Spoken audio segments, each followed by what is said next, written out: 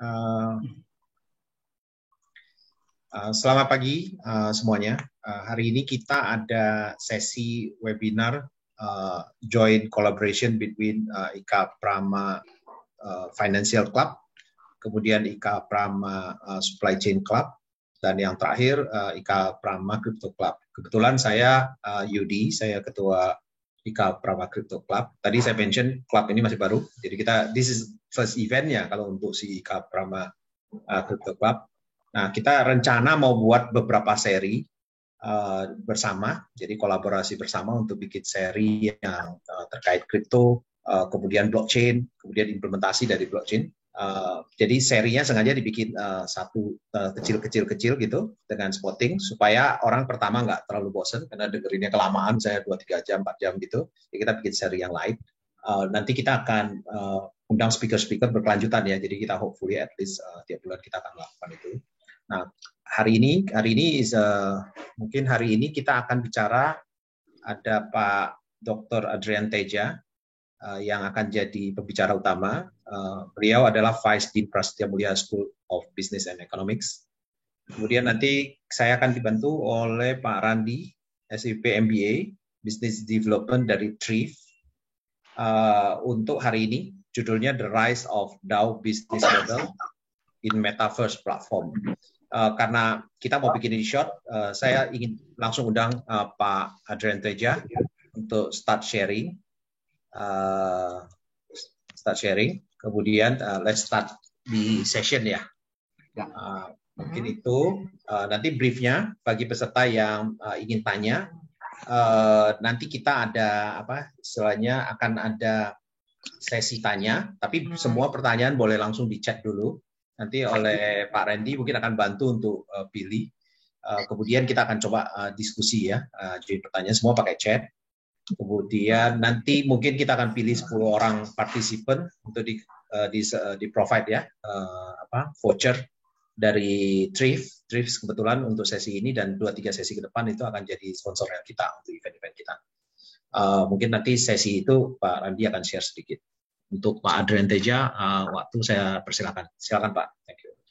Ya, selamat pagi Bapak Ibu semua. Salam sejahtera buat kita.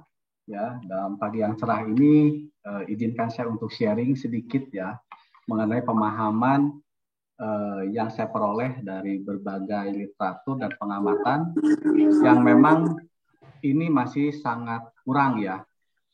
Nah, sebelum kita mulai, mungkin ke Pak Randy. Pak Randy, kita mulai ya Pak Randy ya. Pak Randy adalah moderator kita di acara ini. Oke, kita share ya, share screen ya. Tunggu, kok hilang. Oke. Kegiatan atau waktu? Kegiatan aja. Nah, ini adalah presentasi saya. Rencananya presentasi ini kita akan sampaikan hanya dalam waktu ya maksimal 45 menit lah. Nah, memang idenya mungkin dari kita tidak memaksa ini seperti kuliah, jadi dari awal sampai akhir nurut. Tapi kalau itu yang mau dilakukan juga boleh, gitu ya. Oke, nah kita mulai. Topik kita yang kita bahas adalah 2 lah, Metaverse dan DAO-nya sendiri. Nah, ini adalah novel ya, yang mungkin Bapak Ibu bisa coba mulai cari ya informasinya. Jadi William Gibson ini kadang disebut sebagai cyberpunk ya, dia leadernya. Dia bercerita tentang bagaimana kita manusia yang primitif diganduli oleh teknologi yang sangat canggih. Nah, salah satu novel yang dia karang sudah dijadikan film, mungkin masih ingat film Johnny Mnemonic dari Keanu Reeves ya. Jadi di mana seseorang itu overwhelmed dengan teknologi yang maju terlalu cepat. Nah, ini adalah saya ambil literatur ya, kebetulan literatur tahun 8. Nah, di sini kita melihat ada sesuatu yang buat kita mengerikan ya. Kita bicara tentang dunia di mana sensori emotif web itu sesuatu yang buat kita masih baru. Tapi ini sudah disampaikan dari tahun 2008. Ya. Dan dia udah bercerita tentang evolusi dari website 1.0, 2.0, 3.0, 4.0. Nah, jadi apa yang dibicarakan secara konsep itu sudah demikian maju, sedangkan teknologi yang bisa mengejar ke dunia sensori emotif itu baru catching up di tahun-tahun belakangan ini. Ya, kita lanjut lagi. Nah, ini adalah arsitektur dari metaverse. Ya, ada dunia virtual, ada dunia fisikal. Nah, kita lihat bahwa ini adalah intersection-nya. Jadi intersection, ya kita lihat juga ada beberapa pemainnya. Tapi idenya adalah imersif, ya kita menjadi bagian dari dunia yang baru, ya. Terus kita menjadi digital twins. Nah, saya bilangnya twinsnya pakai S, jadi ini entah apa, saking banyaknya.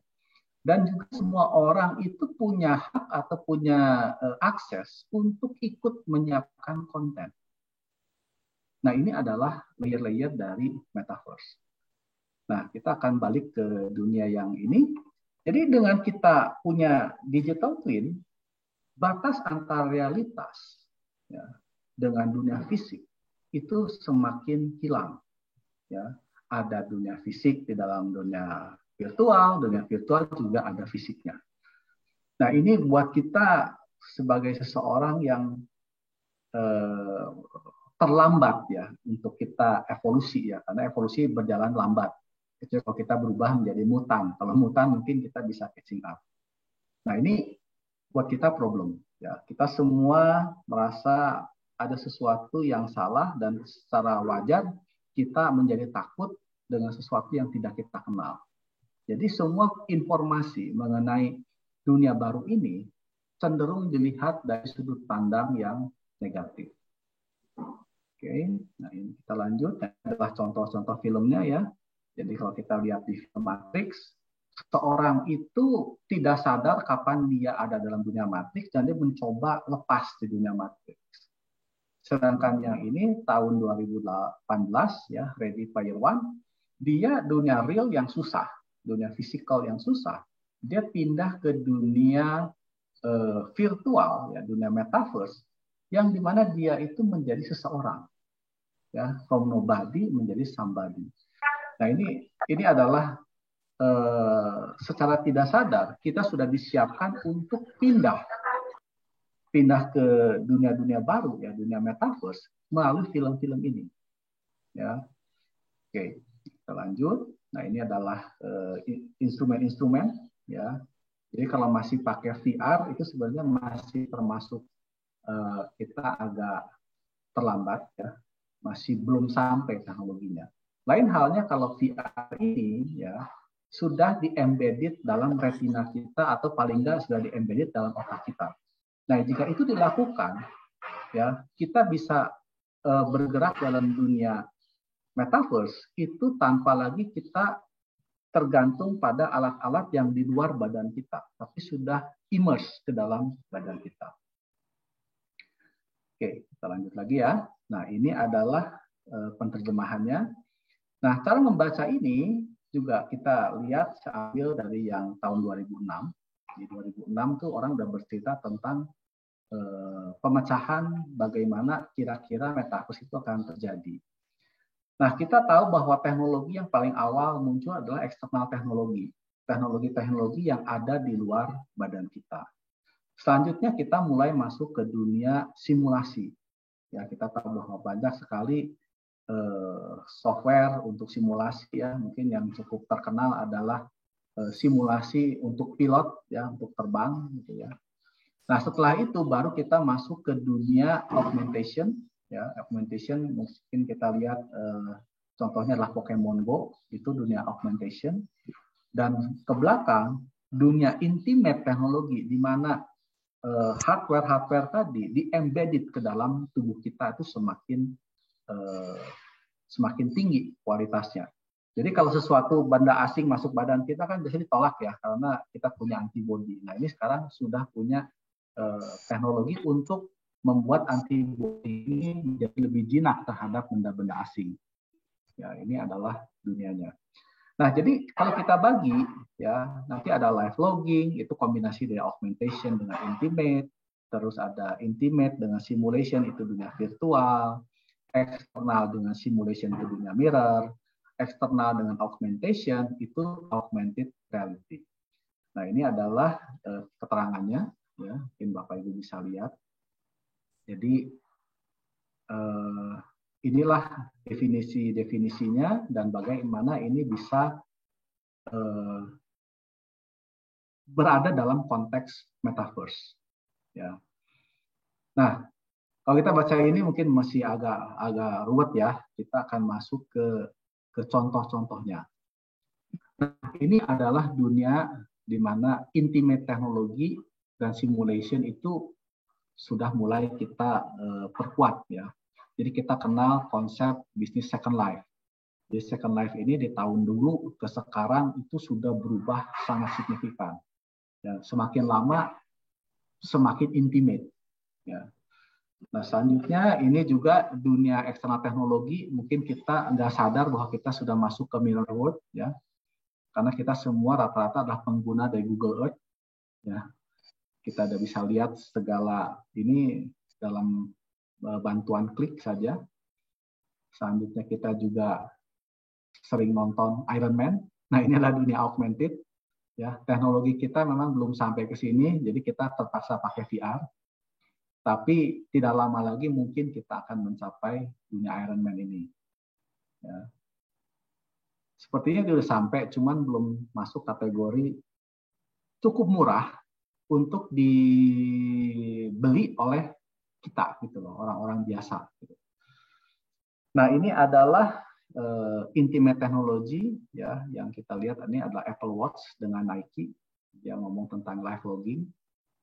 Ya, ini juga kita seringkali dapat report ya dari Google gimana perjalanan kita selama bulan tertentu, terus juga tracking aktivitas kita juga dilakukan.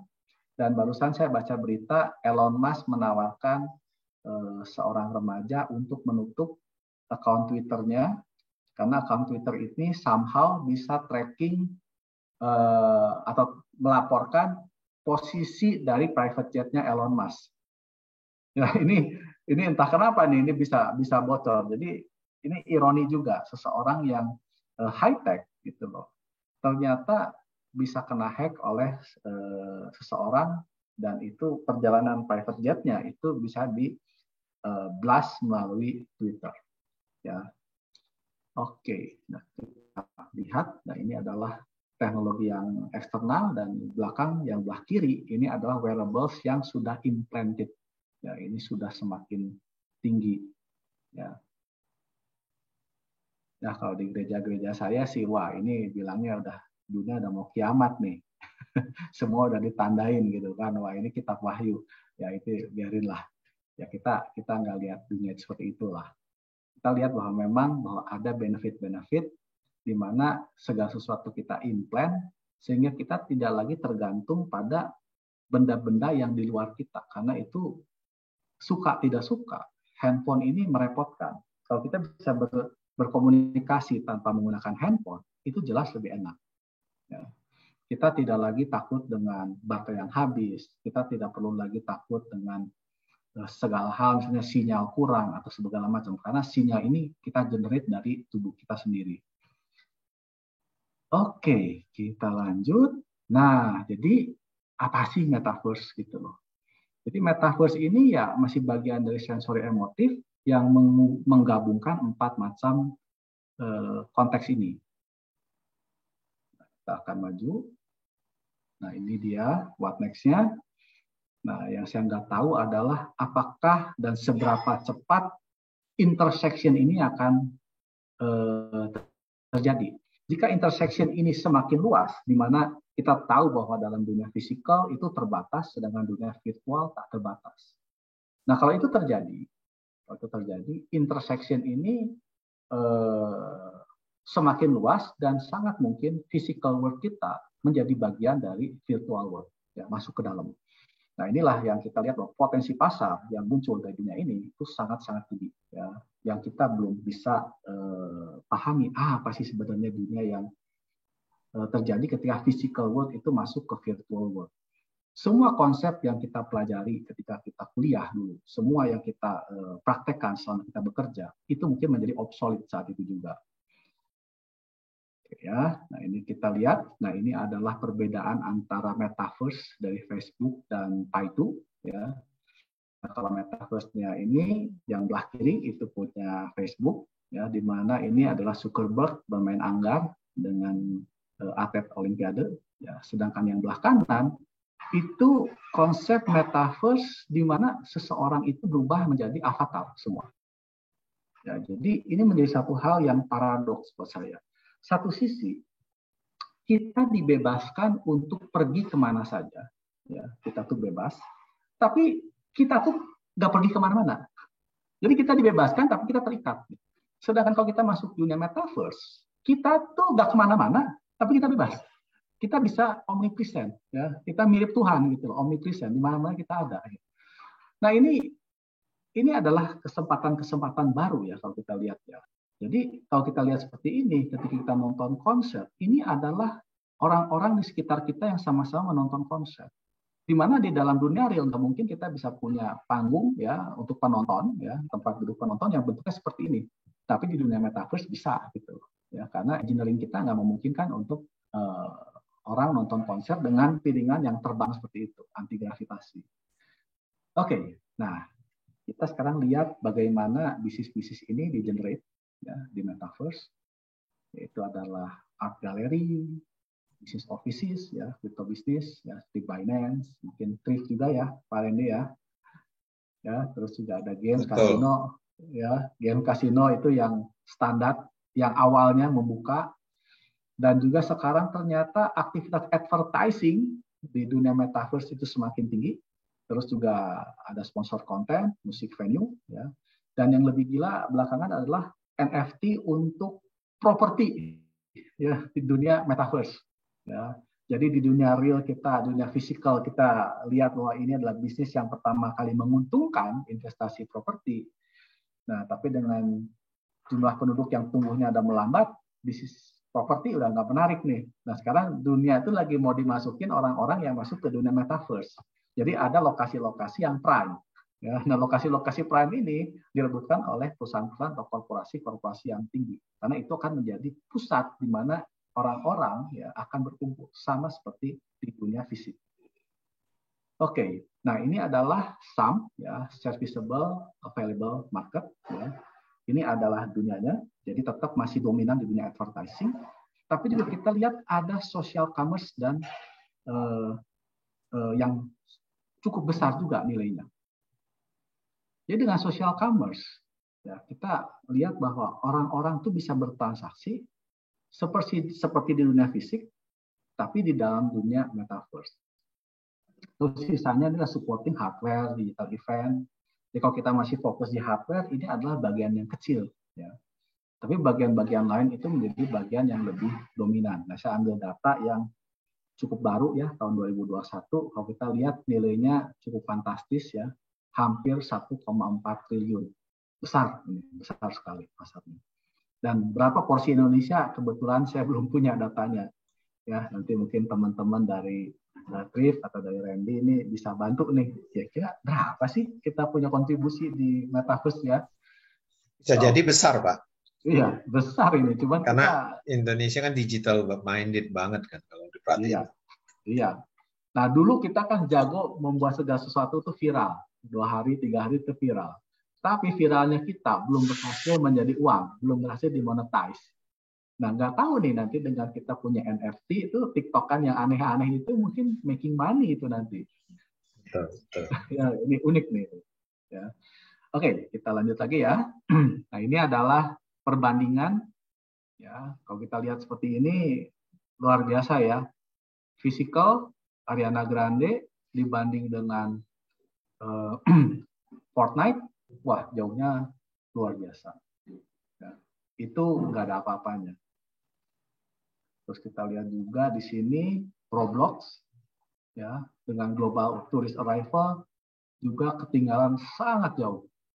Ya, memang dari sisi uangnya, tourist arrival karena banyak urusan ini itu akomodasi nilainya jauh lebih tinggi. Tapi dari sisi aktivitasnya, Roblox itu visitnya lebih tinggi daripada turis. Ya. Padahal Roblox ini contohnya nih, Adopt Me. Ya, kita cuma mainan robot-robot gini, kadang ada bentuk binatang yang fiksi ya, model unicorn, model apa yang lucu-lucu, tapi ini bisnis yang growing. Ya. Selanjutnya kita ini adalah pilar-pilarnya. Ya. Jadi kalau kita lihat ini ada cerita di dunia ekosistem. Ya, mungkin Indonesia itu lebih kuat di dunia ekosistem, sedangkan di negara-negara Barat itu lebih kuat dalam konteks teknologinya. Ya, kita agak terlambat. Ya, tapi nggak apa-apa. Namanya juga kan kalau yang bisnis yang utama itu adalah market, ya, marketing yang utama, bukan dari kemampuan yang di operation. Operation mungkin banyak, tapi kita nggak bisa jual. Gitu. Jadi misalnya kayak Singapura, dia punya keunggulan teknologi, tapi punya market yang terlalu kecil. Nah, dia berusaha untuk masuk ke pasar Indonesia yang ekosistemnya sudah terbentuk dan nilainya juga besar. Oke, kita ini adalah protokol, ya ini beberapa. Ya nanti kita akan bahas sedikit tentang DeFi ya, Decentralized Finance, bagaimana ini punya model bisnis yang berbeda. Terus juga ini yang unik adalah decentralized governance. Nanti kita akan kasih lihat bagaimana struktur dan mindset dari bisnis itu berubah secara signifikan. Oke, nah ini differential privacy. Ya. Jadi kalau kita masuk ke metaverse, kan kita juga tidak mau bahwa kita masuk ke metaverse dalam bentuk yang sama dengan di dunia real gitu loh. Jadi kita akan nentuin kita punya pertemanan ini menjadi unik. Kita mau dekatnya seberapa dekat. Nah, ini ada skalanya nih. Kalau dekat banget dia boleh tahu apa informasi tentang diri kita tuh secara full. Tapi kalau agak jauhan makin jauh gitu. Itu kan dunia network yang kita pahami, kita laksanakan secara normal. Tapi ketika ditanya kalau kita mau jadikan ini sebagai ukuran yang objektif, kuantitatif, nah biasanya kita menjadi kesulitan untuk bergerak ke arah sana. Ya, tapi dalam konteks metaverse ini menjadi salah satu yang sangat krusial.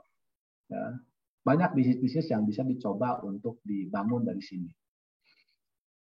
Oke, nah kita punya metaverse kita sudah selesai. Nah kita akan mulai masuk ke pelakunya, ke orang-orang yang ada atau di dalam metaverse. Nah, konsep lama ya bahwa ini adalah hal yang penting. Ya, kalau kita melihat misalnya biksu-biksu dari Shaolin gitu ya, meditasi, terus biksu pendeta Tao di Butong Pai misalnya. Dia tuh meditasi juga. Semua mainannya meditasi. Kita lihat orang-orang Aikido, itu juga semua militer, itu semua meditasi. Karena mereka melihat bahwa kontrol itu merupakan sesuatu yang sangat penting. Gitu. Jika kita tidak bisa kontrol, berarti kamu itu berada dalam tatanan hidup yang rendah. Ya. Semakin kita bisa mengendalikan, itu semakin tinggi level kita. Itu yang kita kenal dengan konteks beradab. Jadi kalau kita bertentangan secara konsep atau pandangan gitu loh. Kalau sampai berantem fisik, kita dianggapnya kelas rendah. Nah ini kalau bisa secara diplomasi, oh itu kelas tinggi. Nah itu adalah dunia-dunia yang masa lalu. Nah tapi apa sih dunia masa depan? Ya, dunia saat ini gitu loh. Nah ini mungkin Bapak Ibu pernah nonton film Split ya. Ya, ini seseorang dengan kepribadian ganda yang ekstra banyak ya. Ada yang berperan seperti anak-anak, ada berperan seperti ibu-ibu atau kakak yang tegas, ada lagi yang berperan sebagai orang yang sangat rapi, dan yang belakang di endingnya itu udah sesuatu orang yang berperan sebagai beast, orang yang sangat kuat gitu. Nah, jadi dunia metaverse ini mengizinkan kita mempunyai berbagai macam karakter gitu loh. Bahwa kita tidak perlu mengendalikan kita tuh mau jadi apa. Silahkan bereksplorasi dengan kepribadian kita di dunia metaverse. Kalau kita mau menjadi anak-anak, silahkan. Kalau kita mau menjadi orang penakut di dunia metaverse, silahkan. Kita mau jadi perempuan atau berubah gender, ya, mau jadi LGBT juga boleh di situ. Ya, kita bisa berubah jadi siapa saja. Nah, ini adalah dunia-dunia yang di-encourage oleh metaverse. Apakah ini dunia yang baik atau enggak, ya itu silahkan Bapak Ibu pertimbangkan sendiri. Apakah memang kontrol emosi itu sesuatu hal yang penting? Ya.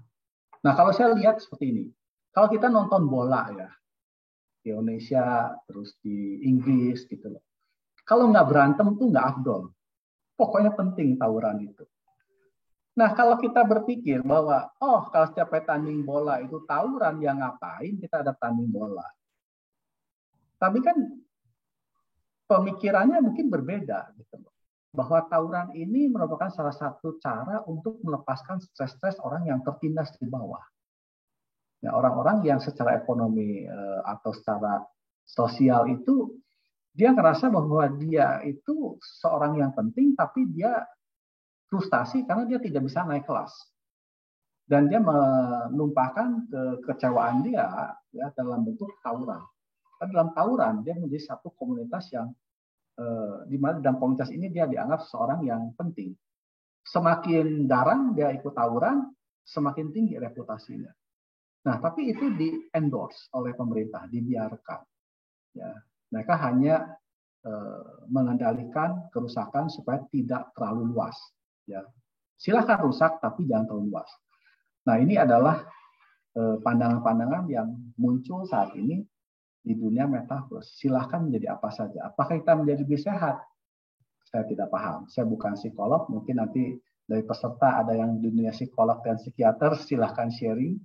Ya, betul nggak filosofi kita bahwa orang itu punya kepribadian ganda itu salah? Itu di dunia sana sudah mulai bergeser bahwa ya udah itu adalah realitas hidup, bahwa orang tuh semua tuh punya sisi angelic ya, sisi malaikatnya, dan juga punya sisi sebagai penjahatnya atau demoniknya. Oke, kita lanjut ya. Nah, jadi apa sih implikasi dari kita punya kepribadian yang sangat banyak dan itu di-encourage gitu. Nah, kalau kita bicara tentang business school, ya ini Bapak Ibu silahkan untuk searching ya di Google. Ini literatur tahun 2015. Your Strategy Needs Strategy dari Harvard Business Review.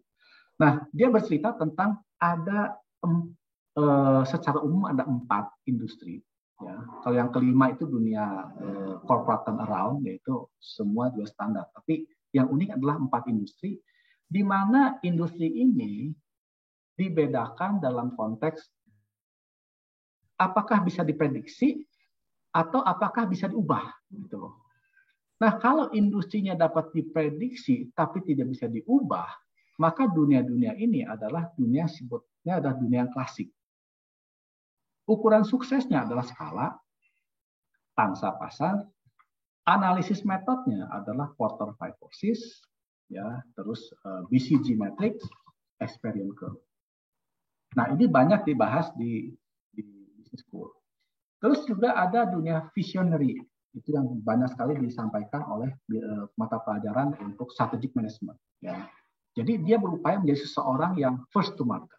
Dia bercerita tentang bagaimana new user satisfaction seperti apa.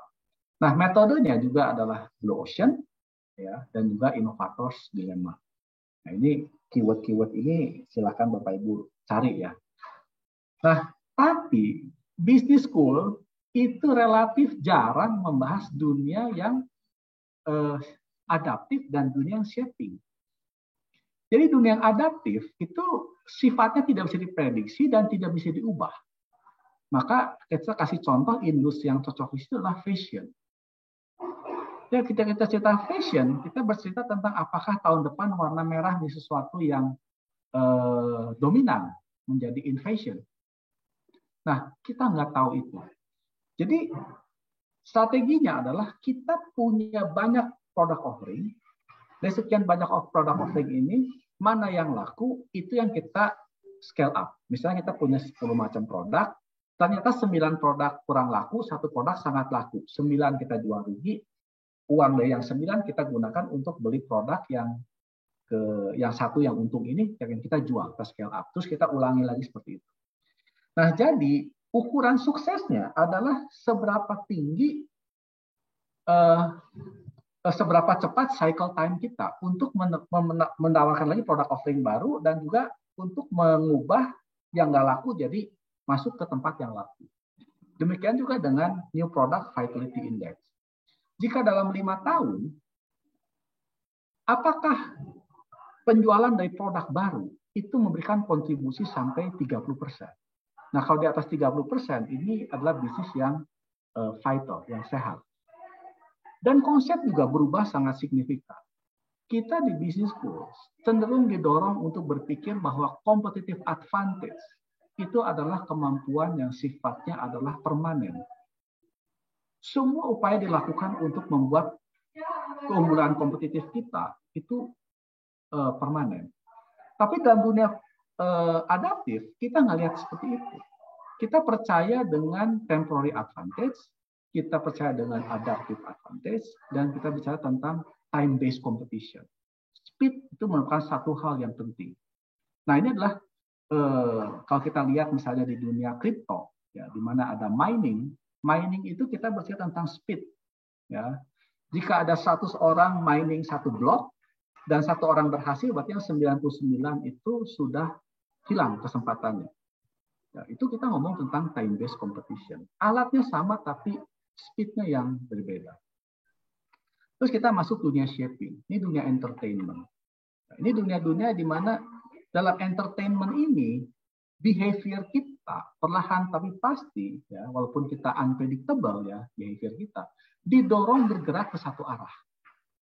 Ya. Nah, inilah yang kita lihat bahwa ada potensi kapitalisme jenis baru. Ya. Seperti apa? Ya itulah kita akan membuat orang-orang terbiasa dengan satu jenis kehidupan baru melalui entertainment. Dan ukuran suksesnya itu juga pertumbuhan ekosistem, baru kita bisa tentang profit. Terus metode analisisnya kita bisa tentang network, ekosistem, platform, gitu ya. Jadi kalau kita masih menggunakan metode-metode forces, BCG, market share di dunia yang saat ini ada di metaverse, itu jelas itu sepertinya agak salah kaprah. Ya. Oke, nah ini adalah implikasinya ya. Jadi kalau kita bisa tentang bisnis, ini semua bercerita tentang konsep brick and mortar. Nah terus dorongan untuk bisnis itu menjadi agile, saya gambarkan sebagai kotak Rubik, ya. Jadi kita bisa ubah-ubah warnanya sesuai kita butuhkan. Dan juga yang satu lagi adalah mengubah batas industri dengan merger acquisition. Ya, kita tempelkan, nanti kita lepaskan, itu dunia di situ. Nah, sekarang kita baru masuk dunia DAO. Ya. Ini saya gambarkan sebagai Terminator T1000. Ya, ini unik nih. Ini satu-satunya Terminator yang sangat fleksibel, yang dia bisa berubah jadi siapa saja ketika bersentuhan dengan benda yang dia mau. Dia bisa menjadi lantai, dia bisa menjadi laki, bisa jadi perempuan. Nah, ini adalah dunia DAO. Oke. Nah, ini adalah saya ambil dari websitenya ya. Ini adalah DAO. Jadi DAO sendiri itu sebenarnya bukanlah satu institusi, ya. Tapi DAO ini adalah kumpulan dari smart contract, ya, dari berbagai kontraktor. Jadi kontraktor-kontraktor ini tidak jelas lagi siapa yang memiliki siapa, gitu loh. Jadi bisa join. Ya. Ini adalah dunia DAO. Nah, teori tentang perusahaan itu sebagai kumpulan kontrak itu sudah muncul tahun 76.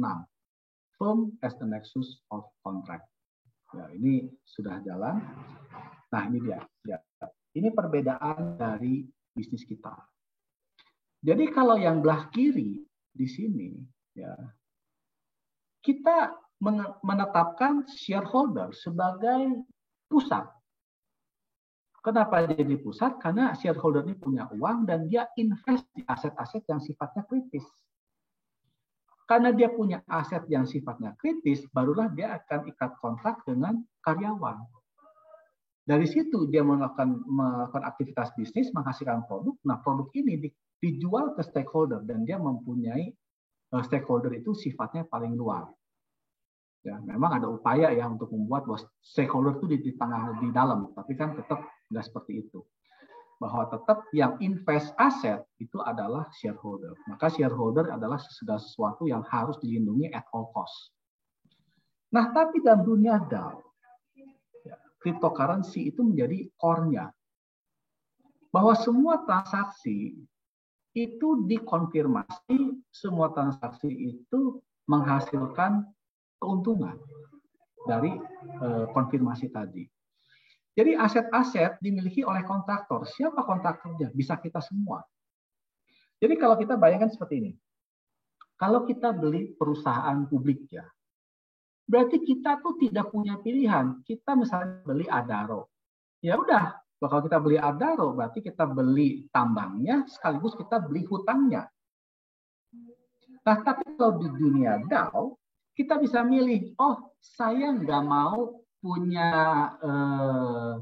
asetnya, ya dalam bentuk misalnya bangunan yang ada di Sudirman, kita nggak mau tuh gedung Adaro di situ.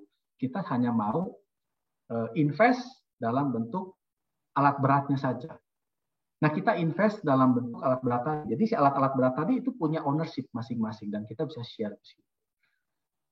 Jadi perusahaan itu tidak lagi kita paksakan bahwa kalau kita mau beli perusahaan harus satu bundle. Tapi kita bisa pilih, kita mau apanya. Mungkin ada yang suka properti, dia bilang, oh aku yang lainnya nggak mau, aku pengen kalau orang tuh kerja di gedung Adaro, dia punya gedung kan dianggap sewa. Nah, saya punya investasi di gedungnya saja. Dapat biaya uang sewa dari situ. Nah, barulah kita masuk ke dunia stakeholder. Nah, ini yang membedakan antara fund structure-nya. Nah, jadi kalau kita lihat dalam dunia DAO, itu improvement yang sangat banyak di mana orang itu diberikan kesempatan untuk menjadi lebih sejahtera. Ya. Jadi kalau perusahaan standar, ada pemisahan yang sangat jelas antara pembuat dan pengguna. Ya. Di dunia DAO enggak, semua orang boleh jadi pembuat, semua orang boleh menjadi pengguna. Governance untuk shareholder, di DAO untuk komunitas. Terus masa depan untuk shareholder, di sini untuk komunitas. Dan juga kita menggunakan cryptocurrency, menggunakan triple entry accounting, ya, yang memungkinkan bisnis proses yang lebih sederhana. Jadi triple accounting itu bukan berarti kita cuma catat 3 kali, bukan. Proses kita catat di kita, kalau saya bertransaksi dengan Pak Yudi juga mencatat, ya, itu udah double. Nah, satu lagi informasi tadi ditaruh di publik, jadi bisa diakses oleh semua orang. Ya, jadi itu adalah konsepnya triple entry accounting. Nah, karena butuh konfirmasi yang sangat banyak, disinilah manfaat dari 5G teknologi itu menjadi sangat penting. Speed menjadi sangat penting. Ya, jadi speed dari infrastruktur satu hal, speed dari kemampuan transaksi juga hal yang berikutnya. Oke, nah ini adalah contoh ya, CEFI itu centralized finance, DeFi itu decentralized finance. Ya. Coba, waktuku tinggal 3 menit lagi ya. Jadi kalau kita lihat sini jelas siklusnya beda sangat jauh ya. Ya, decentralized finance itu node-nya lebih sedikit. Ya.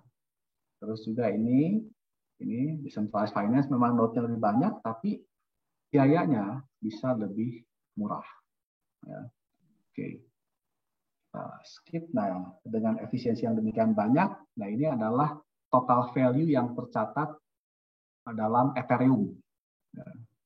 Kita bisa lihat tahun 2018 Ini kita menggunakan ukuran yang sifatnya logaritmik, jadi 1, 10, 100, 1000, 10.000 ya. Nah, ini luar biasa nih pertumbuhannya nih. Ya. Nah, ini Waktunya lebih nggak? bis- Waktunya lebih nggak apa-apa Pak Adrian. Sampai Pak, aman Pak. Jadi dunia DAO, ini kita ada bahas yang atas. Nah, tapi yang di bawah kita belum ngomongin nih. Karena DAO ini tidak butuh keterikatan selama kita punya visi yang sama, ya, punya kompetensi yang dibutuhkan, kita bisa melakukan satu bisnis. Jadi bisnis ini batasnya berubah terus, aktornya juga berubah terus di dunia DAO ini. Jadi dengan demikian bisnis ini bisa berubah menjadi Terminator T1000. Sedangkan kalau dunia lama, setelah kita bikin satu bangunan, ya brick and mortar, begitu kita ngelihat dunia akan berubah, kita harus pelan-pelan memperbaiki brick and mortar tadi untuk ngikutin dunia yang baru. Makanya dia butuh change management, butuh culture management gitu. Karena sudah dibentuk di sesuatu yang rigid. Ya. Misalnya kita lihat tentang Rubik gitu loh. Rubik juga kita ubah, memang kita bisa ubah. Itu cukup fleksibel untuk mencapai dunia yang di masa depan. Jadi semakin agile bisnisnya, dia tuh kebutuhan untuk strategic management itu semakin lama semakin kecil. Semakin rigid bisnis kita, strategic management kita harus makin kuat. Change management kita harus makin kuat. Ya. Nah, kalau bisnisnya makin agile, strategic management mungkin nggak butuh, ya, change management juga makin nggak butuh karena itu sudah embedded.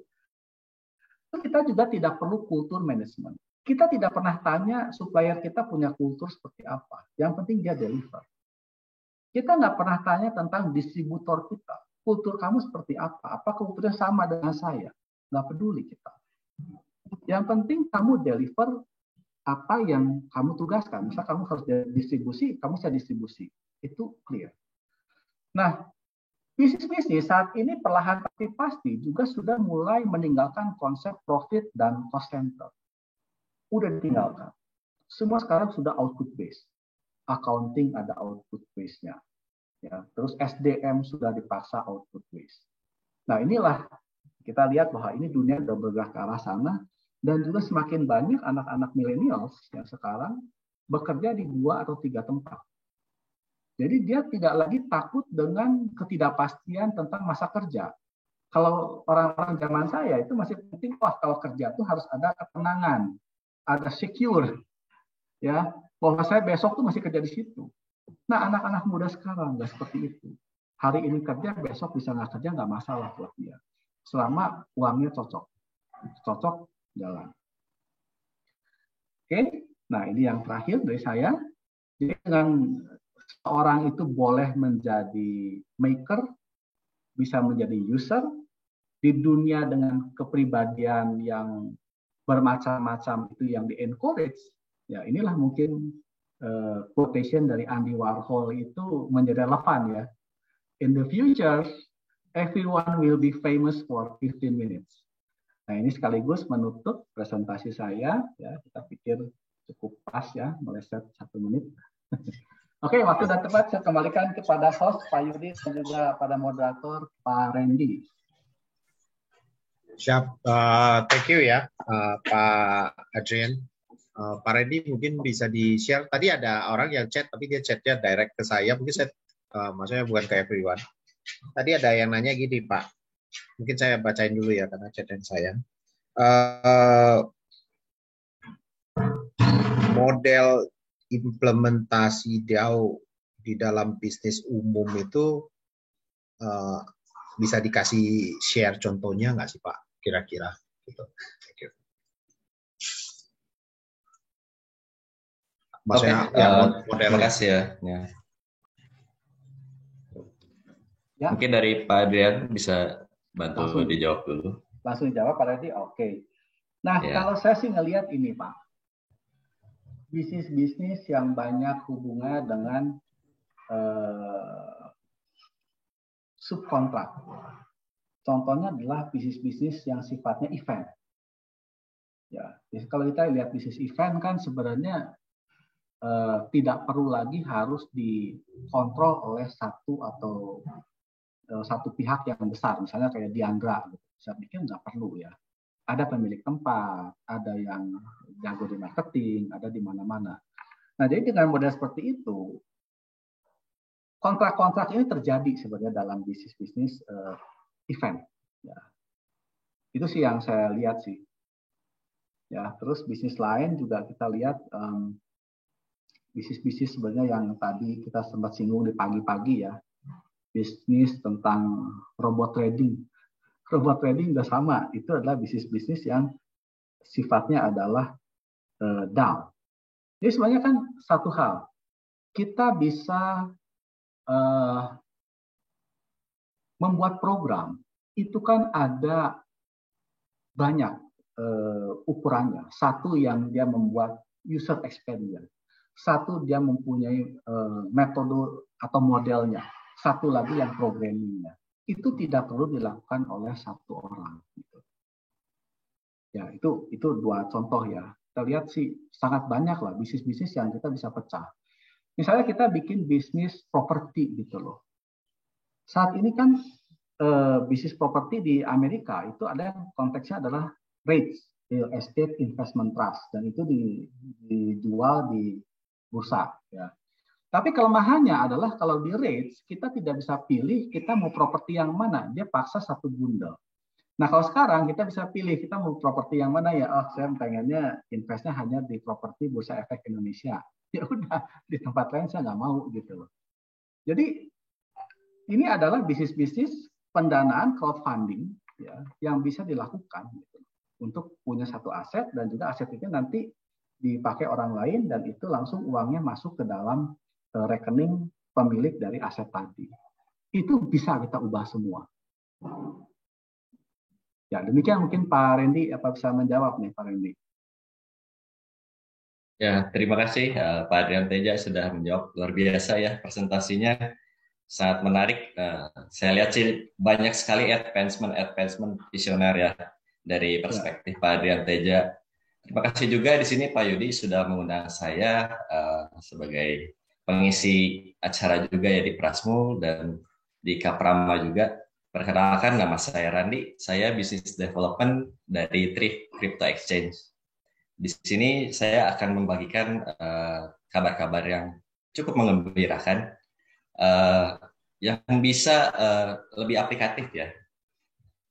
Mungkin menggarisbawahi dulu ya teman-teman dari presentasi Pak Adrian tadi, bahwa sekarang ini memang betul ya, basis-basis web itu untuk masa depan ya, basis-basis web itu. Tapi di sisi domestik sendiri, itu kan dibarengi dengan revolusi industri ya. Jadi ada revolusi industri yang pertama, kedua, dan juga ini kan berbareng dengan nanti web 3.0 ya, Pak Adrian. Nah, terus yang akan saya garis bawahi lagi, dilihat tadi dari presentasinya itu mengenai intersection ya, teman-teman. Kalau misalkan lihat tadi intersection antara dunia virtual dan dunia fisik, otomatis teman-teman di sini sudah paham mengenai dunia kripto ataupun blockchain, atau yang masih umum harus benar-benar bisa menganalisa secara blockchain ya, fundamentalnya seperti apa nanti ke depannya. Dan mix analisa ini saya pikir persatuan dari derivatif dan juga pasar modal yang sudah berjalan selama ini tentunya ya. Kita lihat dari satu sisi yang pertama yaitu DAO ya, DAO, Decentralized Autonomous Organization. Wah, namanya aja sudah sulit didengar gitu kan. Apa itu DAO? DAO itu kan bukannya bahasa Chinese sendiri ya. Lalu kan kita harus tahu ya, ini tadi Pak Adrian bahas mengenai output base ya. Output base sendiri di sini kita harus tahu nih, in the end dari semua perihal blockchain dan kripto ini kan merupakan suatu wadah bagi orang-orang untuk mendapatkan interest yang mereka ingin raih gitu ya, ingin mereka selalu capai gitu nanti ke depannya secara virtual. Dan juga kita harus tahu nih, dari DAO ini bentuknya apa sih yang paling familiar di dunia sekarang ini? Kita bisa lihat itu sebetulnya dalam bentuk koin atau token. Koin token ini sendiri, foundation koin ini kan mereka buat sebuah koin atau token untuk dimonetize ya. Tapi kan pada dasarnya mereka itu kan untuk blockchain, jaringan yang saling menjaga keamanan satu sama lain dan juga bisa memberikan transaksi yang aman ya untuk kita semua. Jadi nggak ikut. Udah. Saya mute ya. Ya. Ya. Lalu apabila kita lihat ya konsep dari virtual world ini sendiri kan kita lihat mengenai trust ya. Saya coba share screen sedikit ya. Mungkin biar teman-teman nggak bosan nih lihatnya screen mulu gitu kan. Lihat muka saya sama Pak Yudi aja deh jadinya. Oke ya. Share screen-nya sedikit mengenai ini. Ini saya sangat simpel bikinnya, tidak seperti Pak Adrian ya tadi sangat bagus, banyak selingan mengenai film-film ya, film-film yang inspiratif tipikalnya. Nah ini dia staking crypto dan metaverse. Ini korelasi dan benefit untuk market di tahun 2022. Jadi saya akan langsung menindaklanjuti dari penjelasan Pak Adrian tadi. Pak Adrian kan tadi sudah membahas mengenai landasannya, teoritisnya sudah sangat kita mengerti ya. Nah ini dia, dunia metaverse ini sebetulnya dikelilingi oleh yang namanya, ya tadi DAO yang tadi sudah saya bahas, blockchain, kripto, dan juga community. Perlu diingat bahwa DAO ini sifatnya oposisi ya dengan dunia fisik sekarang ini. Mereka tidak ada kepemimpinan, mereka juga bisa berjalan sendiri, otomatis yang menjalankan ini semua adalah community. Jadi ini adalah community driver ya. Apapun yang menggerakkannya tentu butuh partisipasi aktif dari semua anggota-anggotanya. Baik itu secara global maupun lokal ya.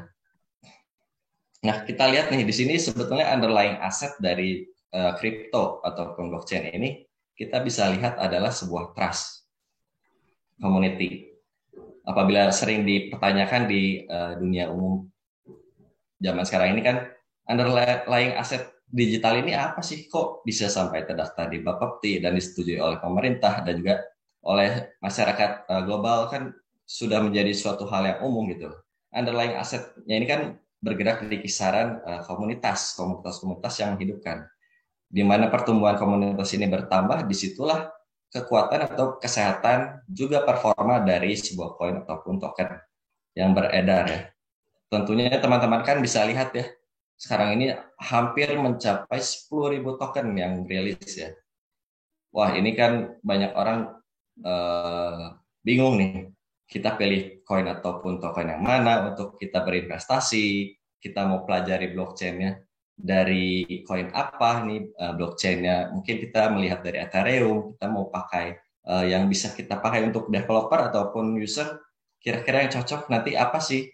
Apakah kita pergunakan smart contract ini untuk di apps nantinya, aplikasi decentralized ini nantinya mungkin untuk Indonesia lebih cocoknya menggunakan Ethereum, mungkin nanti ada yang bilang menggunakan Matic, nanti mungkin ada yang bilang menggunakan Chainlink. Itu adalah nama-nama token ataupun koin yang sudah beredar dan mereka sifatnya cukup sehat ya di market. Nah lalu tadi saya juga mengamati Pak Adrian berbicara mengenai augmented reality, live blogging. Nah di situ juga kan kita bisa lihat ya apa yang di tracking oleh aplikasi-aplikasi sekarang ini itu sebetulnya nanti disimplified oleh blockchain, yang dimana kita tahu secara konsep bisnisnya blockchain itu menjadi ledger ya, sebuah buku besar nanti yang menyimpan data kita. Di sana kita bisa storing dan nanti betul apa kata Pak Adrian itu kan menjadi sebuah data yang transparan di publik. Dari pengalaman saya bekerja sebetulnya ya teman-teman, saya juga bisa melihat jelas bahwa teman-teman saya bekerja di dunia kripto, ada yang di komunitas-komunitas dan mereka juga ya menjadi brand ambassador sampai 2 sampai 3 token gitu. Jadi dia kerjanya sampai 2 shift ya. Dari pagi sampai sore, terus sore dia lanjut lagi sampai malam gitu kan. Karena negara si foundation token ini berbeda-beda gitu. Ada yang dari Australia, ada juga yang dari Eropa gitu. Jadi dia harus mengatur jamnya, mungkin ada yang kantor base-nya di Asia Tenggara, seperti Dash itu dia punya Coindesk itu dia punya kantornya di Thailand, gitu kan. Jadi macam-macam ya. Ini benar-benar bisa kita manfaatkan dewasa ini, bisa kita lihat perkembangan yang paling dekat dengan kita sekarang ini, dunia metaverse, terutama di NFT. Beberapa event yang sudah diselenggarakan oleh exchange lain itu kan berkisaran di dunia NFT. Baik itu mulai dari jual belinya, lalu promosi aktor yang brandingnya siapa, artis NFT-nya kah, atau mungkin dengan artis entertainment gitu kan. Sangat luas sih teman-teman. Kalau misalkan kalian ingin banyak belajar, nanti Pak Yudi bisa bantu lebih dalam lagi di Kaprama Crypto Club ya. Dan juga nanti saya akan coba support dengan banyak informasi, boleh dari blockchain teman-teman boleh nanya, ataupun dari sisi kriptonya. Nah, untuk teman-teman yang sedang transaksi, trading ataupun investasi juga dipersilakan, nanti kita coba diskusi lebih dalam mengenai fundamental analisis, technical analisis, atau apapun itu. Ya, saya lanjut dulu ya. Nah, ini benchmark dari DAO dan utilitasnya ya. Tadi kan Pak Adrian Teja juga bilang bahwa apa sih perbedaannya, sangat banyak komparasi antara dunia virtual dan dunia fisik ya. Benchmark dari DAO ini sebetulnya tidak ada kepemimpinan yang terpusat ya. Jadi semua diserahkan kepada masyarakat global dan mereka akan membentuk segala sesuatu apa adanya. Nah, yang kedua di sini ada trusting strangers on the internet. Jadi yang tadi ada film Split ya, Pak Adrian ya. Itu juga kita bisa bermain perilaku, istilahnya kita bisa bermain perilaku. Kita bisa tidak usah khawatir lagi berbicara dengan siapa, karena in the end dari conversation kita dengan orang lain itu, apabila mengenai transaksi itu semua akan berakhir dengan keamanan dan transparansi yang itu memang disuarakan oleh komunitas ya. Di sini hal yang ketiga adalah komunitas di sini. Sebetulnya partisipasinya sangat banyak ya. Kita bisa mengikuti program-program airdrop, ataupun kita bisa mengikuti program scholarship yang diselenggarakan, ataupun funding dari foundation coin ataupun token yang memberikan pendanaan untuk teman-teman saya nanti ke depannya.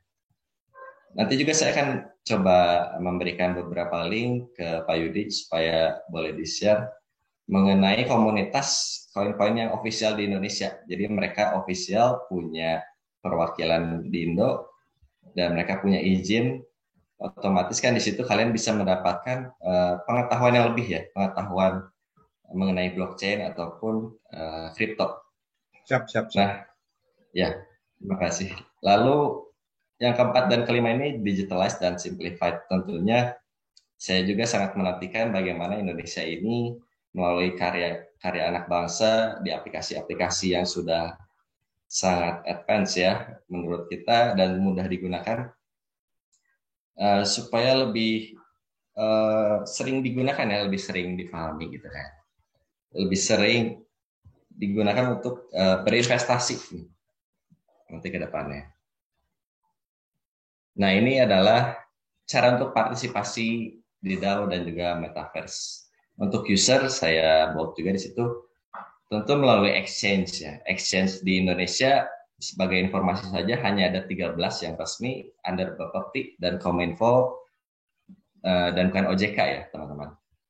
Exchange ini suatu wadah yang memang bukti nyata ya bahwa kripto itu hidup gitu kan. Lalu selanjutnya di sini ada NFT creator. NFT creator ini mereka melihat kripto dan blockchain ini menjadi suatu wadah yang menampung karya-karya mereka ya, yang belum dapat kesempatan untuk mengekspos karya-karya seni mereka ya. Dan yang saya garis bawahi di sini sebetulnya lebih ke community activeness, keaktifan dari komunitas. Jadi banyaknya komunitas, teman-teman nanti misalkan ingin join di Telegram ataupun komunitas coin token di Telegram, nanti bisa melalui saya ataupun Pak Yudi. Di sini kita akan sesi perkenalan dulu ya. Lalu beberapa teman saya juga banyak yang sibuk di bagian developer, blockchain developer, dan juga penggunaannya mereka untuk pekerjaan mereka, biasa karir mereka juga. Ada pula yang untuk sampingan mereka, di samping mereka bekerja, mereka juga punya sampingan dan ketertarikan sampai mengejar certified blockchain planner ya. Jadi ada sertifikasi yang memang belum terlalu umum kita dengar, seperti legalitas dari robot trading yang memang menggiurkan. Fantastis, teman saya juga sangat menjalankan bisnisnya dan sangat profitable ya. Tapi kita juga tetap harus selalu melihat risk manajemennya ya, risk manajemen nanti seperti apa ke depannya, dan siklus dari tipikal robot trading tersebut dari tahun ke tahun sebelumnya perkembangannya seperti apa, itu juga menjadi pembicaraan menarik sebetulnya teman-teman. Kalau misalkan nanti ada pertanyaan mungkin ataupun webinar selanjutnya kita ngobrol lebih banyak, itu sangat seru lah. Siap, Pak Andi.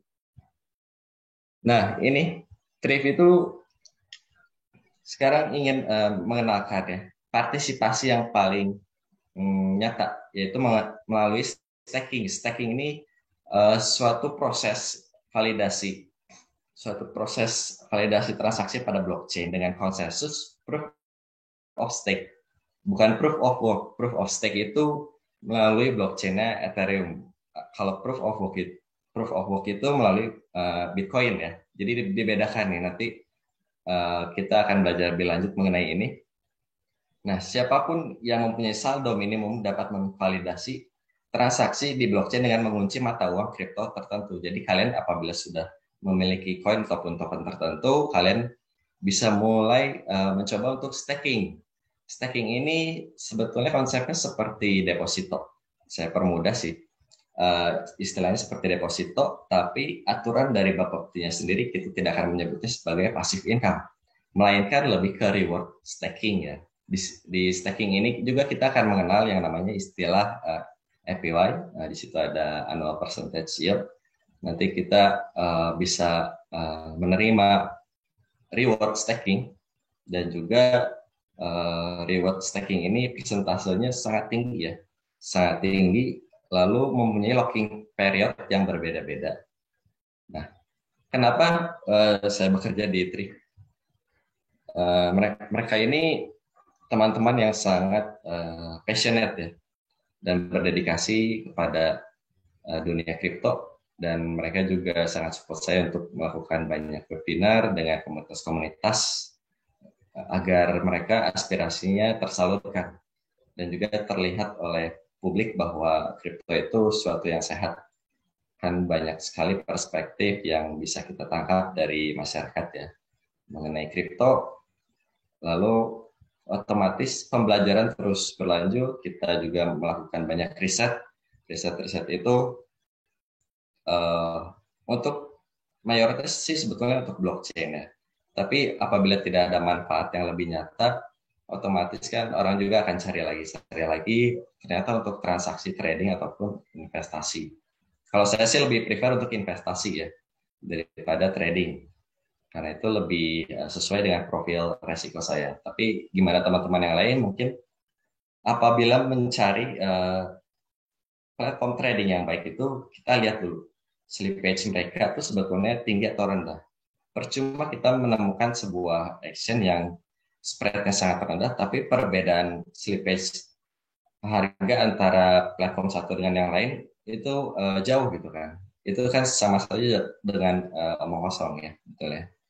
Nah, lalu keamanan di Thrift ini kita tidak pernah mengalami down system, servernya tidak pernah down system terlalu lama. Kita juga sangat real time, dan tampilan dari Thrift ini sangat nyaman untuk investasi daripada trading. Dan juga saya sangat menyukainya karena fitur staking ini untuk informasi saja ya, bahwa Thrift ini tidak mengambil bisnis dari fitur stakingnya.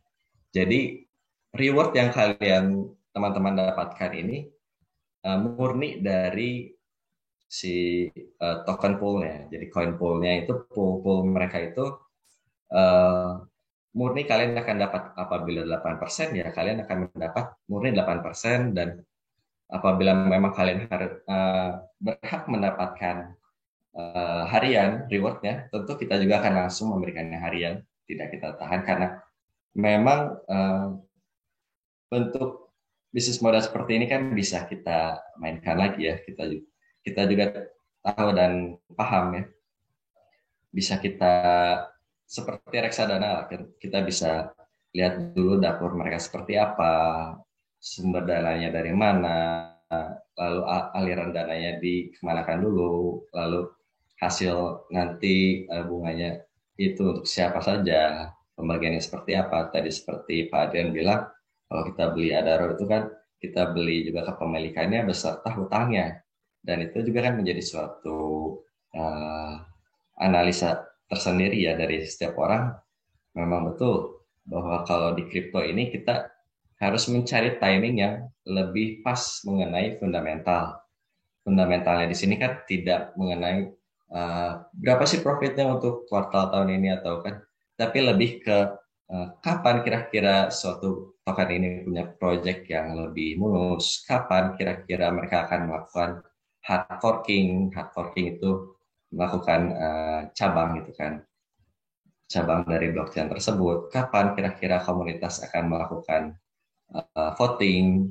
Di sini kan di dunia kripto ini mereka punya ekosistem yang sudah hidup, dan jangan sampai kita orang-orang Indonesia tertinggal gitu kan, apalagi dengan banyaknya metode trading yang sangat fragile ya, disertai dengan market yang fluktuatif.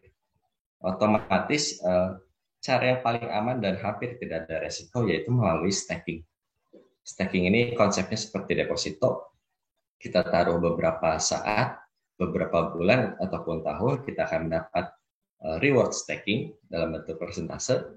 Dan dari mana sih sebetulnya staking ini?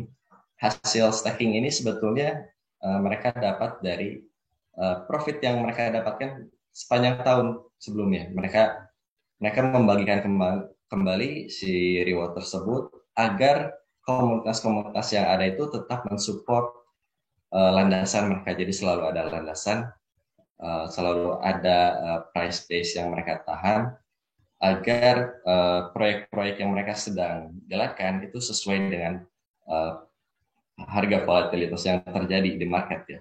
Cerminannya seperti itu.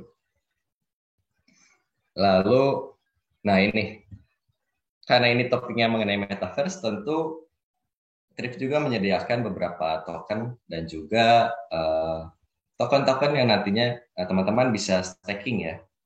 Token-token kalian bisa jual beli di Thrift. Lalu di sini kita bisa lihat yang paling atas itu ada koin aksi. Itu APY-nya kita announce di 79%. Kita bisa hitung itu yearly ya, yearly. Kita di sini cukup tinggi ya, apabila tadi kita berkaca punya profitable di atas 30% itu dikatakan sehat. Otomatis di sini 79% itu fantastis, nilai yang fantastis, dan ini bisa berubah-ubah tergantung dari pool dari si aksi Infinity tersebut ya. Tapi pada dasarnya staking ini tidak ada resiko ya, hanya resiko naik turun tanpa terganggu. Namun rewardnya ini akan selalu didapatkan konsisten berdasarkan pool-pool yang announce mereka akan memberikan reward sebesar itu. Di sini ada koin aksi yang paling atas, lalu di bawahnya ada engine, dan juga di bawahnya ada Solana. Dua koin tersebut, aksi dan engine ini mereka lebih fokus ke gaming, dan yang Solana ini mereka lebih fokus ke NFT seperti kemarin ini ada event dari representatif global untuk melakukan event di Indo, mereka bikin acara online ataupun sebagainya, itu melalui media dan juga bentuk-bentuk NFT yang diikuti oleh banyak orang Indonesia ya. Lalu sebelahnya di sini ada CoinSend, token Sen, lalu ada Shiba Inu yang gambarnya ini ada anjing Shiba ya, yang kemarin sempat hype oleh Elon Musk. Lalu ada juga Alice. Nah, ini semua kita ambil berdasarkan koin-koin metaverse. Jadi apabila suatu NFT ini mereka minatnya bertambah, otomatis mereka harga-harga koin ini pun akan naik ya. Dan staking mereka pun tentunya bisa kita gunakan untuk akumulasi harga pada saat market sedang jatuh. Otomatis pada saat market sedang jatuh, kita membeli koin aksi, lalu kita melakukan staking, kita akan tetap mendapatkan reward secara berkelanjutan dan itu akan dibagikan berdasarkan aturan dari sumber di sananya. Nah, sebetulnya saya ingin menunjukkan sedikit tampilannya ini. Ini adalah thrift staking ya. Kalau teman-teman nanti tertarik, bisa nanti langsung ke Pak Yudi, jangan ke saya. Bisa nanti lihat di sini produk-produk dari thrift staking ya. Mungkin dapatkan penghasilan tambahan. Kelihatannya nggak kelihatan tuh Pak Randy, karena screen-nya masih PPT. Masih PPT ya? Iya, tapi oke Pak, nggak apa-apa. Ini kelihatannya ada beberapa yang nanya langsung ke Bapak nih. Apa saya coba saya fasilitasi? Siap. Thank you ya Pak Randy. Kalau yang visual betul nanti bagi yang tertarik bisa kontak saya. Saya coba bridging ya dari Ika Prama Crypto Club ya nanti ya. Kita link balik untuk ke Thrift gitu. Oke. Siap. Jadi thank you Pak Randy, kemudian thank you dengan Pak Adrian. Tadi sekilas kan kalau kita lihat ada metaverse, kemudian ada DAO yang di-share oleh Pak Adrian.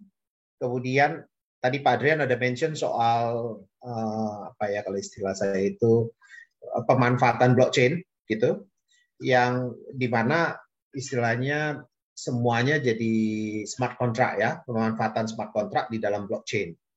Nah, semua orang tahu bahwa metaverse ini sesuatu yang apa ya kalau istilah saya itu futures gitu. Tapi questionnya how to entry-nya dan kapan saya harus entry, apakah saya harus masuk sekarang, saya bisa masuk dalam bentuk apa gitu. Ya banyak hal ya tadi Pak Adrian ada mention soal kita bisa involve jadi makersnya. Tapi bagi yang misalnya saya pribadi, contohnya saya for sure saya bukan makers, I'm working dan sebagainya. Saya mungkin lebih ke arah mencoba utilize the time gitu. Jadi kalau saya karena saya trading, saya lebih cenderung ke transaksinya. Jadi saya beli koinnya. Karena kan sebenarnya ini seluruh blockchain itu ada istilahnya pengikatnya. Semua smart contract itu ada pengikat karena di situ ditaruh. Nah, ini yang orang sebut token gitu. Nah, kalau kita buy token karena makin banyak orang implementasi. Ini kita masih di awal-awal ya. Makin banyak orang implementasi. Adopsi dan sebagainya, baik sebagai developer, sebagai users dan sebagainya, ini akhirnya demand terhadap token-token ini akan naik. Jadi dari situ letak kenapa saya bilang saya mau invest nih di token-token yang lain. Nah, tadi di Thrift mention kamu bisa beli sekarang terus simpen lama-lama, fine. Tapi also ada possibility untuk staking. Jadi instead of beli terus disimpan, kamu stake aja sambil nunggu waktu, nunggu setahun, nunggu 2 tahun, staking ke sana dan nanti sementara itu dapat benefit dari sana ya, itu yang istilahnya kita deposit tokennya untuk dapat benefit tokennya. Oke, itu kemudian saya lihat banyak sekali pertanyaan yang di-share. Mungkin saya coba dari atas. Saya thank you nih Pak Adrian kelihatannya selama presentasi tadi bantuin jawab banyak. Ya. Saya coba bacain ya sebentar ya. Saya punya mungkin tadi Pak Sendra Wong ada tanya, NFT Gozali memenuhi prinsip rarity, yaitu be the first. Setelah Gozali tidak lagi NFT yang mirip nilainya tinggi, supply-nya naik tajam. Gitu ya. Ini yang tadi feedback dari Pak Adrian. Pak Sendra ya, karena Pak Sendra kelihatannya chat direct ya. Direct Pak. Betul. Kemudian itu ada yang nanya nih, siapa yang melakukan validasi atau sertifikasi tadi? Kalau di supply chain kan ada SJS. Sertifikasi udah dijawab juga ya tadi ya, validasinya oleh community ya Pak ya, yang tadi mention ya. Ya. Siap. Thank you Pak Adrian. Soalnya sih tetap SGS tetap masih ada Pak. Cuman bedanya SGS kan hanya di satu bagian dari supply chain-nya. I see. Tapi kan supply chain kan panjang. Namanya juga chain. Kecil-kecil banyak sekali. Nah itu kan tiap chain itu ada individu-individu. Nah itu yang harus mengkonfirmasi. Jadi kita tahu ketika satu produk itu bermasalah itu di chain yang mana, Pak? Ya, karena traceability. Ya, traceability, ya. Exactly. Oh, saya tahu nih kenapa banyak nanya terkait chain ini. Oke, karena dan ada juga proses kerjanya tidak serial, Pak. Ini yang unik dari blockchain. Proses kerjanya adalah paralel. Jadi begitu semua udah confirm, satu ini belum kerjain, berarti yang punya dosa dia, Pak. Kenapa dia nggak selesai, yang lain udah gitu, Pak. Ya, betul. Itu bukannya di dunia kripto itu ada sertifikasi sejenis itu juga nggak sih, Pak? Ada. Jadi itu untuk bisnis itu kan ada beberapa, misalnya si ini bikin komponen A, ini komponen B, ini komponen C, komponen D. Nah, A, B, C udah selesai, D belum. Nah, bagian yang E mengassembling. Nah, begitu dia nggak bisa assembling, tahu yang punya dosa yang D, Pak. Ya, betul. Nah, itu yang bagus dari dunia blockchain ini, semua bisa dikerjakan paralel. Nggak harus selalu serial, Pak. Betul. Ini ada satu pertanyaan dari Pak Andi ya ke Pak Randy ya. Pak Randy, kalau seseorang punya skill dan ingin jual jasanya di community dan dibayar pakai kripto, bagaimana step by step-nya bisa buka rekening kripto? Apakah seperti buka rekening bank? Oke, jadi kalau kita bicara soal jasa ya, jasa itu kan kita mau andilnya menawarkan produk bawaan kita atau menawarkan skill kita gitu. Kalau skill kita sih, kita masuk ke komunitas official tersebut, kita cari brand ambassador-nya siapa. Nanti misalkan ada lowongannya mengenai brand ambassador ataupun nanti lebih ke coworker untuk manage airdrop ataupun support coin melalui launchpad ataupun ya kita lihat white paper-nya seperti apa sih dari coin ataupun token tersebut, white paper-nya apa, roadmap-nya seperti apa, sesuaikan dengan skill kita ya. Oke. Ya, kalau cara buka rekening ya pertama masuk ke account, apply, download, kemudian buka account dulu. Jadi mungkin ini kelihatannya Bapak ini udah dapat orderan orang mau bayar pakai kripto. By the way itu happening ya sekarang ya. Saya ada keponakan desain grafis, terus si usernya mau bayar hanya pakai kripto. It's a real life beneran happening. Tanya saya, terus saya bilang terima aja. Dan kalau kamu mau simpen, mau jual-jual, it's up to you. Saya bilang. Ya, betul. It's interesting. Ini ada pertanyaan dari Pak Irwan soal smart contract. Pak Adrian Teja udah jawab ya. Oke, betul. Jadi smart contract itu adalah program yang berfungsi untuk selesain satu transaksi.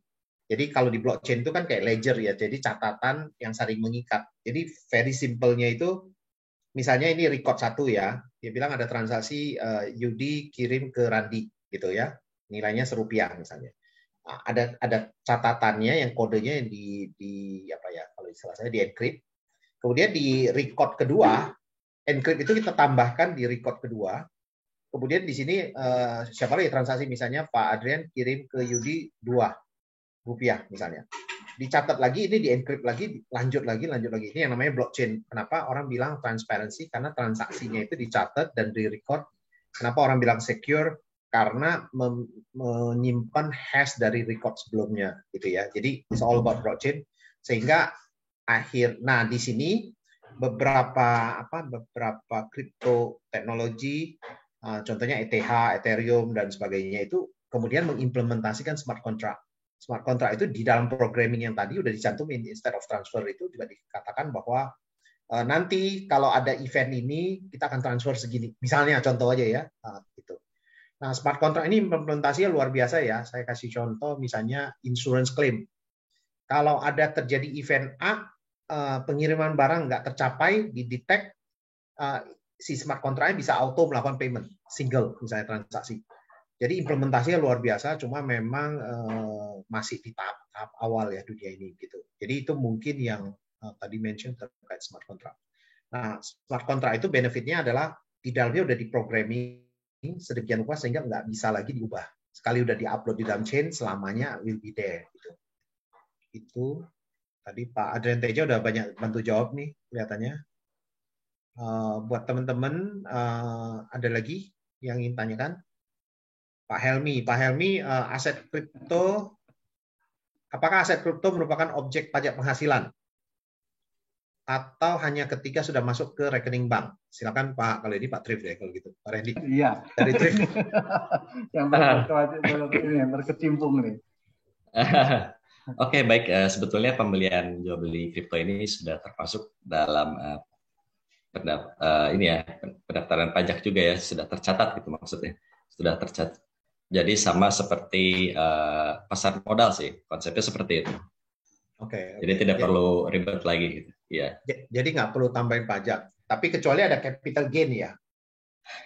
Kalau misalnya capital gain, kemudian baru dapat PPh dari capital gain-nya saja ya kalau nggak salah ya. Di akhir hari ya kalau dia tarik. Oke. Jadi itu lebih mirip pasar modal sih ya. Lebih mirip pasar modal. Oke. Kemudian question untuk Pak Randy nih. Di dalam dunia kripto siapa saja yang bisa ciptakan koin atau token? Dan bagaimana verifikasi token dagelan yang tidak ada fundamentalnya? Apakah tidak ada regulasi di mana bisa terancam rug pull setiap saat? Ini kelihatannya Bu Mary udah pengalaman nih kelihatannya. Silakan Pak Randy. Ya, terima kasih Bu Mary pertanyaannya. Dunia kripto yang bisa ciptakan koin ataupun token sebetulnya siapa saja bisa, tapi dilihat dulu utilitasnya. Kalau hanya untuk jual beli saja kan kita bisa pakai OVO ya. OVO juga sudah bagus pakainya ya. Jadi utilitasnya untuk apa? Pembayaran di Indonesia ini kan harus memakai rupiah ya. Kita harus ikuti regulasi dan juga kalau utilitasnya untuk lebih ke blockchain ataupun ada manfaatnya, tentu tidak akan bisa dipersalahkan value-nya ini oleh pihak manapun. Gitu kan. Lalu regulasinya ini kita selalu update ya dengan Bapepti. Jadi Badan Pengawas Perdagangan Berjangka Komoditi Indonesia. Mereka sangat welcome dengan kripto ini dan juga disambut baik oleh pemerintah. Mereka sangat selalu update dan apapun itu selalu terbuka. Jadi tidak ada masalah dengan regulasi. Nah, di sini yang bisa kita garis bawahi bahwa rug pull ataupun semacamnya itu rug pull lalu ada scam ataupun yang lainnya itu satu isu ya, satu isu di kripto kita jadikan satu. Istilahnya kita harus melihat kesehatan dari si token tersebut seperti apa fundamentalnya.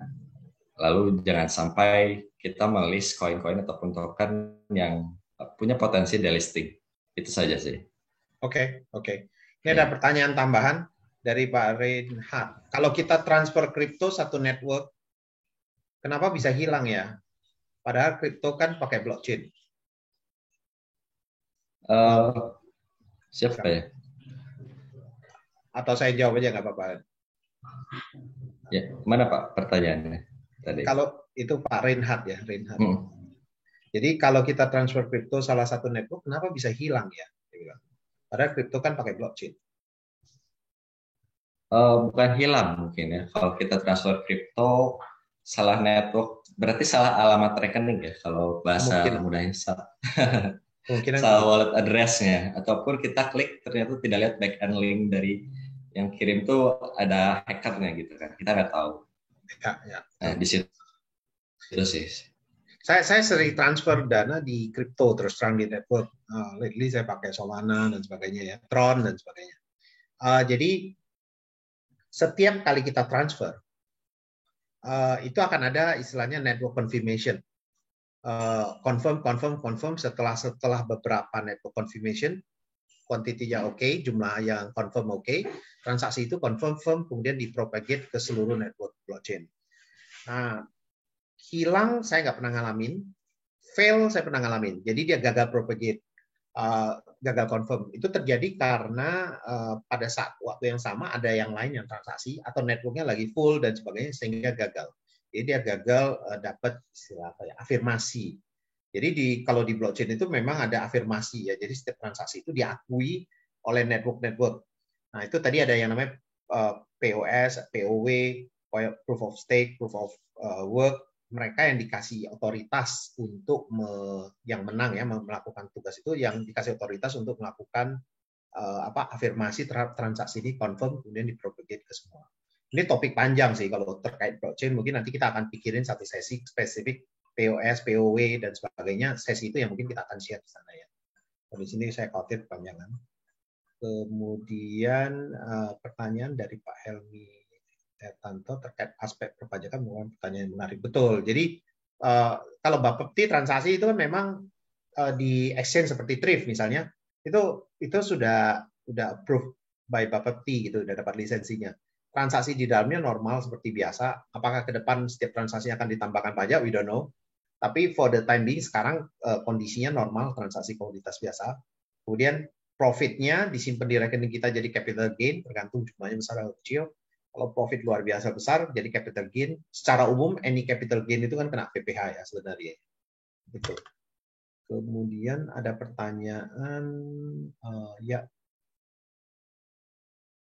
Pak Yudi, Pak Ate. Pak Ate, yang mengeluarkan smart contract ini apakah bebas siapa saja yang melakukan transaksi atau lembaga tertentu, Pak Ate? Bebas, Pak. Dan kita bisa buat sendiri. Kalau kita nggak bisa buat sendiri, kita bisa lihat smart contract yang udah ada, tinggal kita pakai. Di copy ya, terus dibikin ya? Iya. Betul, betul. Memang ini anyone can make it, gitu. Cuman kita harus cek itu smart contract-nya ada jebakan Batman-nya nggak. Nanti tahu pindah duitnya bukan ke kita. Betul. Dan enaknya karena dia open source kan, kita bisa Open lihat source. kan, bisa dibaca, Bisa dibaca, iya. Ya itu. Kemudian tadi thank you, itu Pak Ade udah thank you udah jawabin. Pak Gary udah bantuin jawabin oleh Pak Ade, Pak Irwan udah. Dari aspek filosofis perpajakan, Arsono. Dari aspek filosofis perpajakan, jadi sharing ini kelihatannya Pak Arsono nih. Atas kripto bukan pembahasan yang mudah. Kerumitan pemajakan atas kripto tidak saja masalah valuation, namun karakter kripto itu sendiri. Kripto menurut pandangan saya juga sangat terkait dengan isu real dan maya. Oke, thank you Pak Arsono. Reinhard tadi udah dijawab. Siap, kelihatannya udah semua. Dan kita udah di penghujung acara. Mungkin saya pertama-tama saya mau ucapin terima kasih atas waktu dan sharing dari Pak Adrian Teja.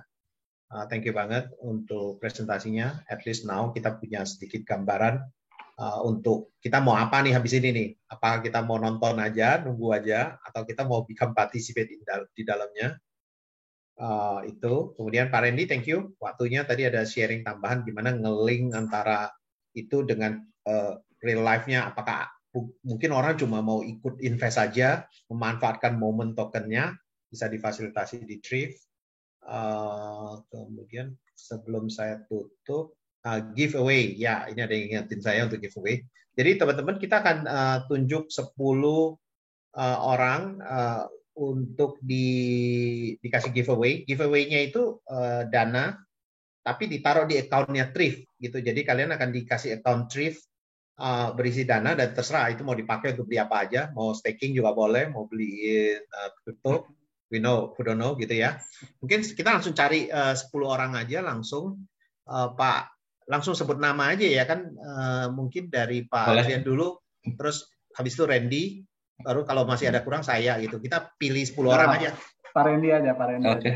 Pak Randy. Iya. Silakan. Yang boleh, jadi boleh. sponsornya itu. Terima kasih. Ya. Tadi ada nanti bisa langsung chatting ke Pak Yudi ya. Ya. Biar nanti saya koordinasikan. Di sini tadi saya lihat ada Pak Irwan, lalu Ibu Mary. Pak Irwan saya catat di sini deh. Irwan apa tadi ya? Irwan Iskandar. Oke, Iskandar. Ya, lalu kemudian ada Bu Mary, lalu ada Bapak Reinhard, lalu ada Bapak Helmi, Bapak Gary, Gerry, lalu Bapak Arsono. Oh ya, tadi sharing soal pajak. Arsono Lipan. Ya. 3 lagi boleh Pak Yudi pilih deh. Saya mungkin ke Irwan tadi, Irwan Iskandar udah, Reinhard udah, Mary udah, Andi ini kebetulan ada di kontak saya, dia MMR 10. Andi MMR 10 di kontak saya biar saya ingat. Kemudian satu, terus si siapa lagi ya, Darmawan Prakarso ya mungkin ya. Darmawan Prakarso 2, satu lagi ya terakhir ya. Satu orang lagi. Satu ya, Pak. Satu orang lagi. Rizky Utomo. RIZKI Utomo. Satu lagi, Pak. Kurang satu. Udah deh, 1, 2, 3, 4, 5, 6, 7, 8, 9. Oh, kurang satu ya. Ya. Utomo, satu lagi. Yang tadi paling atas, Darmawan udah. Nisa, Irwan, Klemet Pramono. Oke. Klemet Pramono. Gitu ya. Jadi nanti bisa kontak ke grup Crypto Blog, Crypto Club, gitu ya.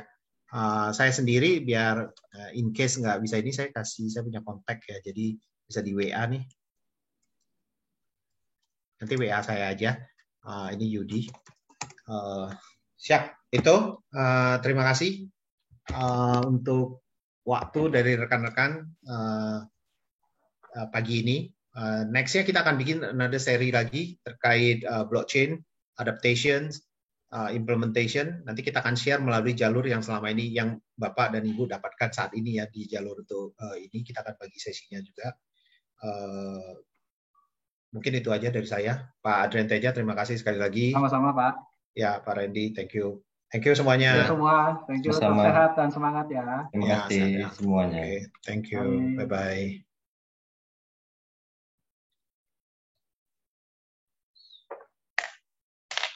Siap semuanya.